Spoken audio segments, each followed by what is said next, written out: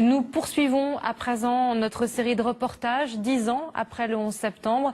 Vous vous souvenez peut-être de la fameuse tour numéro 7 qui s'est écroulée après les Twin Towers. Les familles des victimes se posent encore des questions sur cet effondrement. Nora Boubetra et Laurent Beaufils les ont rencontrés. Bob McIlvaine est un père en colère. Sur les lieux des attentats, le voilà fustigeant son pays qui, dit-il, n'a pas répondu à ses questions sur les circonstances du décès de son fils.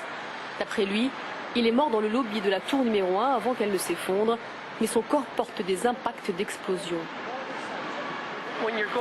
Quand vous vous rendez au travail, votre visage explose, votre poitrine et vos bras sont désintégrés. Je pense que ça mérite une enquête. Son fils Bobby était dans la tour mort et c'est l'un des très rares corps retrouvés sur le site. 10 ans de quête pour la vérité, 10 ans de recherche. Pour comprendre comment son fils est mort, cet ancien professeur d'histoire a fait sa propre enquête. Ce n'est pas un adepte des thèses conspirationnistes.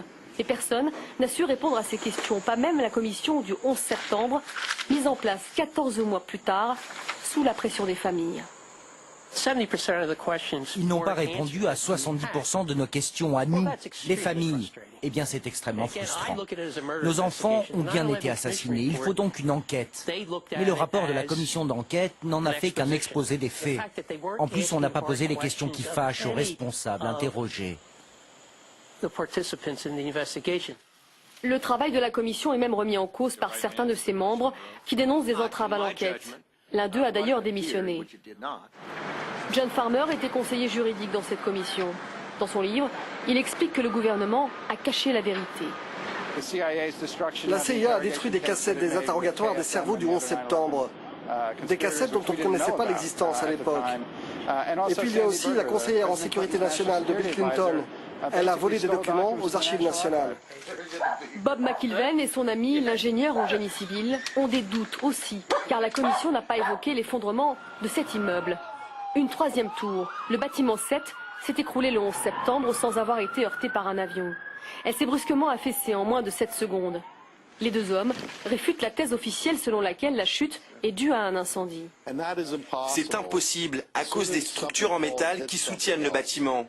Avec un incendie, dès qu'un étage s'effondre et qu'il en heurte un autre, sa chute est ralentie par la structure. Il perd en rapidité et là, c'est pas le cas. L'immeuble est tombé d'un coup. La seule chose qui puisse éliminer rapidement la structure, c'est l'utilisation d'un engin explosif. Bob McIlvaine n'est pas le seul à remettre en question l'histoire officielle. Pilotes, architectes, officiers supérieurs, politiciens, à coup de publicité, ils sont toujours plus nombreux à réclamer une enquête indépendante. Dans 3 jours auront lieu les cérémonies du 11 septembre. Mais Bob n'ira pas à Ground Zero. Il passera cette journée sur la tombe de son fils, à qui il a promis la vérité. Une enquête indépendante ne risque pas de voir le jour, en tout cas pas sous Barack Obama. Le président américain qui a accordé une immunité à ses prédécesseurs veille à sanctionner tout questionnement sur le 11 septembre.